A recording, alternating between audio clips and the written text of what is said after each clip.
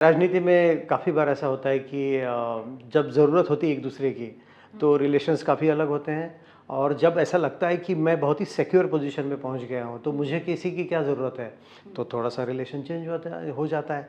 Deputy CM या deputy prime minister हमारे constitution of India में इसका कोई मेंशन नहीं है।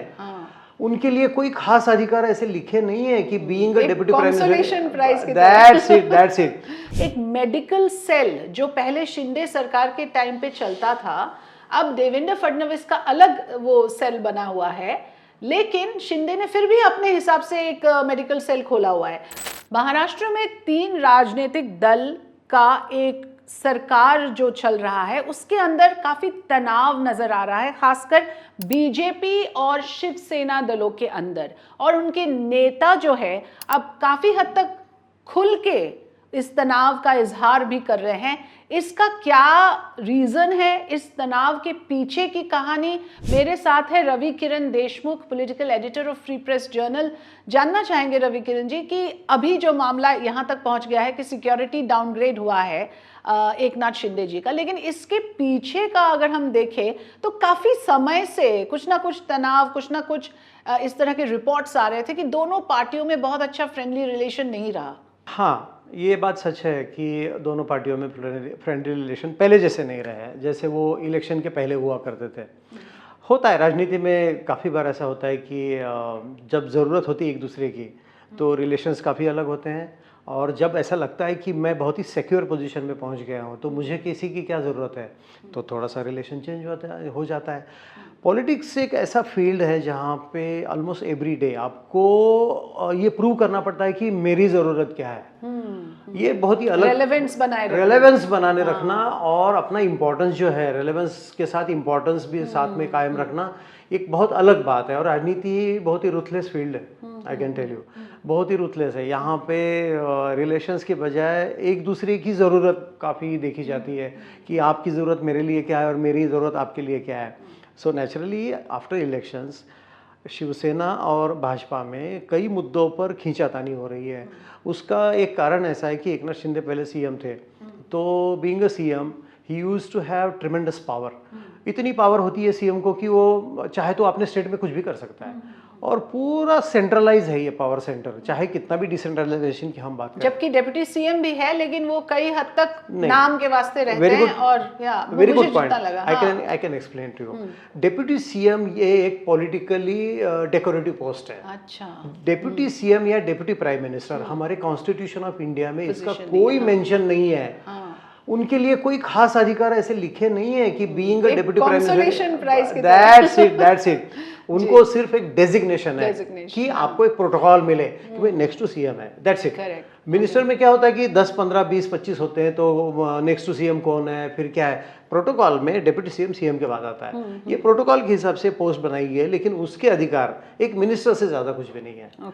एक मिनिस्टर का जितना पावर होता है उतना ही पावर डेप्यूटी सीएम का होता है। लेकिन हमारे यहाँ शुरू से देखे हैं रवि किरण जी कि पोर्टफोलियो डिस्ट्रीब्यूशन को लेके और उस समय शपथ ग्रहण के समय भी काफी एक तनाव का माहौल था। शिंदे जी कुछ समय तक गायब भी हो गए थे और पता भी नहीं लग रहा था कि सरकार में शामिल होंगे नहीं होंगे। आपको याद होगा, काफी असमंजस था। लेकिन वही चीज किसी ना किसी तरीके से चलता गया और बाद में जो गार्जियन मिनिस्टर पोस्ट को लेके तनाव हुआ, उसके बारे में जरा बताएंगे। ऐसा हुआ कि जैसे मैं कह रहा था आपको कि एक सीएम को बहुत पावर होती है, तो वो पद पे, वो पोस्ट, वहाँ पे सीएम थे, आपने एकनाथ शिंदे रह चुके थे, तो उन्होंने जो अथॉरिटी एंजॉय किया वो अथॉरिटी उनको बाद में नहीं मिली। बीइंग अ डेप्यूटी सीएम उनको एक काफ़ी लिमिटेशंस आ गए। हुआ क्या कि जो पावर शेयरिंग फॉर्मूला होता है अलायंस में, वो शायद कहीं ना कहीं अटक रहा था। कितने लोग हमारे मिनिस्ट्री में रहेंगे, उनकी डिपार्टमेंट्स क्या रहेंगे, उनकी अथॉरिटी क्या रहेगी, शायद इस पे डिस्कशन अधूरा रह गया था। इसलिए शिंदे बीच में गायब हो गए, गांव चले गए, वो एक हिस्ट्री हो गई। बाद में क्या हुआ, 15 दिसंबर को स्वेरिंग इन हुआ नागपुर में मिनिस्टर लोगों का। इनका तो 5 तारीख को हुआ था। तो उसके बाद नासिक में कुछ ऐसा नहीं, नासिक का मैं बोलता हूँ आपको, 6 दिन के बाद डिपार्टमेंट का एलोकेशन हुआ। उसके बाद इंपॉर्टेंट था गार्डियन मिनिस्टर का। डिपार्टमेंट एलोकेशन के बाद गार्डियन मिनिस्टर इसलिए इंपॉर्टेंट होता है कि उनकी डिस्ट्रिक्ट का कंट्रोल उसके हाथ में होता है, पूरा एडमिनिस्ट्रेशन वो चला सकता है। गार्डियन मिनिस्टर, नासिक का गार्डियन मिनिस्टर गिरीश महाजन को अनाउंस किया गया। गिरीश महाजन वैसे जलगांव से, लेकिन वो नासिक के गार्डियन मिनिस्टर बन गए, बीजेपी के लीडर है। और इधर रायगढ़ में क्या हुआ कि सुनील तटकरे जो महाराष्ट्र एनसीपी के प्रेसिडेंट हैं, उनकी बेटी आदिति मिनिस्टर है यहाँ पे, उनको बनाया गया। शिंदे का गुस्सा, शिंदे के ग्रुप का गुस्सा ये था कि नासिक में हमारे एमएलए हैं और रायगढ़ में भी हमारे एमएलए हैं, और जिनका एक ही एमएलए नासिक रायगढ़ में एक ही आदिति, उनको आप गार्डियन मिनिस्टर बनाते हो, और नासिक में भी हमारे एमएलए है, हमारा छोड़ के आप जलगांव से किसी को लाते हो और उसको गार्डियन मिनिस्टर बनाते हो। इस मुद्दे पे इनका शायद वहां से ज्यादा होल्ड पे रखा गया उस पोजीशन को। यस, अभी भी स्टे कायम है। आज की तारीख में महाराष्ट्र में सारे डिस्ट्रिक्ट के लिए गार्डियन मिनिस्टर्स हैं, लेकिन रायगढ़ और नासिक के लिए नहीं है जी। और तो वहाँ कुछ मीटिंग हुआ जिसमें शिंदे ने मीटिंग नासिक में बुलाया और गिरीश महाजन वहां पहुंचे नहीं, तो एक तरह से मैं कहूंगी कि अब ये ओपनली होने लगा है।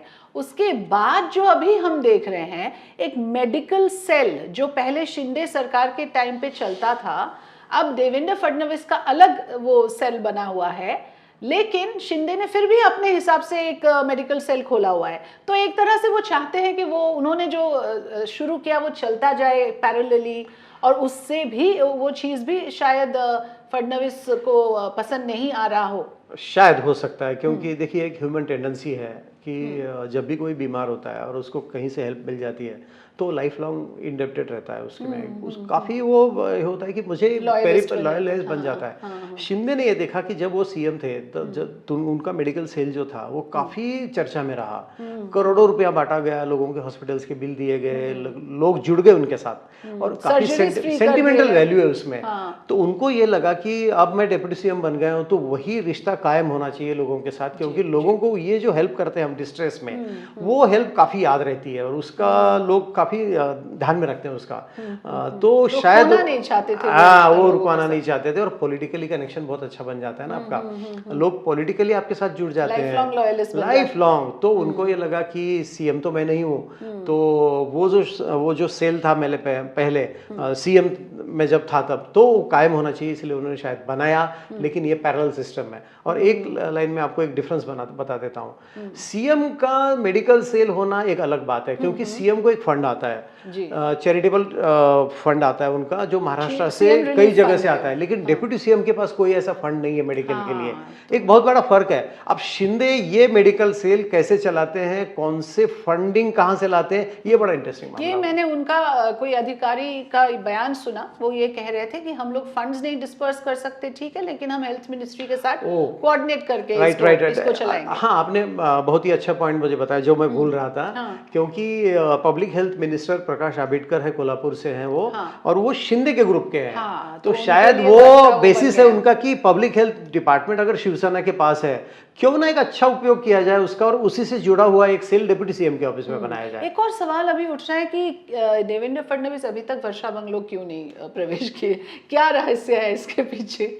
अभी देखिए, जब ये ऑफिशियली कमेंट देते हैं तो हमको भरोसा करना चाहिए। उन्होंने बोला कि मेरी बेटी की एग्ज़ाम है 10वीं की, और वो होने के बाद मैं चला जाऊंगा, लेकिन उसके बाद एज ए जर्नलिस्ट बोल के हमको तो एनालिसिस करना ही पड़ता है। ब्लाइंडली हम किसी के स्टेटमेंट पे बिलीव नहीं कर सकते। तो एज ए जर्नलिस्ट वो लिबर्टी लेके हम इतना कह सकते हैं कि देखिए, एग्ज़ाम वगैरह वो बातें अलग है, लेकिन सीएम घर, वो वर्षा बंगलो जो है स्पेशली सीएम के लिए बनाया गया है। उस बंगलो पे जो फैसिलिटीज़ हैं, एक सीएम को जो रिक्वायरमेंट्स है उनकी, वो फैसिलिटीज़ किसी और बंगलो पे नहीं है। सारी फैसिलिटीज़ हैं, वो कभी भी मीटिंग बुलवा सकते हैं, कैबिनेट ले सकते हैं, किसी भी हाई लेवल अथॉरिटी की मीटिंग बुलवा सकते हैं।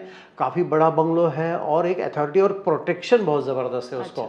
अब कोई और नया बंगलो आप बोलते हो ना, यहाँ मैं रहूँगा सीएम हूँ तब, तो बड़ा मुश्किल बन जाता है पुलिस और सिक्योरिटी एजेंसीज को, क्योंकि वहाँ पे आपको वहाँ पे फैसिलिटीज़ नहीं होती है।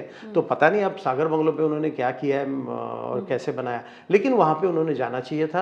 अब वो नहीं, अभी बोल रहे हैं कि मेरे घर में कोई राजनीतिक बोलते हैं, जैसे संजय राउत ने एलिगेशन किया कि कुछ जमीन में गाड़ा गया है, कुछ ये कोई बोलता है कि वहाँ पे यज्ञ हुआ है, कोई बोलता है पूजा हुई है, कुछ ये हुआ है। अब ये अंदरूनी बातें हैं, शायद यही बेटर अंडरस्टैंडिंग उनका हो आपस में लेकिन बड़े मजे की बात है। और वैसे तो सीएम ने अपने अपने बंगलों में रहना चाहिए जी। बट आखिरी सवाल ये पूछूंगी कि जो सिक्योरिटी डाउनग्रेड हुआ, क्या इन्हीं सब चीज़ों के एक आप समझते हैं रीज़न है कि तनाव की वजह से ऐसा निर्णय लिया गया, या कोई जेन्युइन ग्राउंड्स है उनके वाई सिक्योरिटी हटाने के पीछे? सिक्योरिटी बहुत ही सेंटिमेंटल इशू है आजकल के पॉलिटिशियंस के लिए। मैंने मेरी रिपोर्टिंग के करियर में लगभग 30 साल में मैंने बहुत कुछ देखा है। एक ज़माने में मैंने ये भी देखा कि सीएम को भी कोई सिक्योरिटी नहीं होती थी ढंग की, क्योंकि ये लोग पब्लिक रिप्रेजेंटेटिव है, लोगों में घूमने वाले लोग हैं, तो लोगों की बातें करते हैं ना,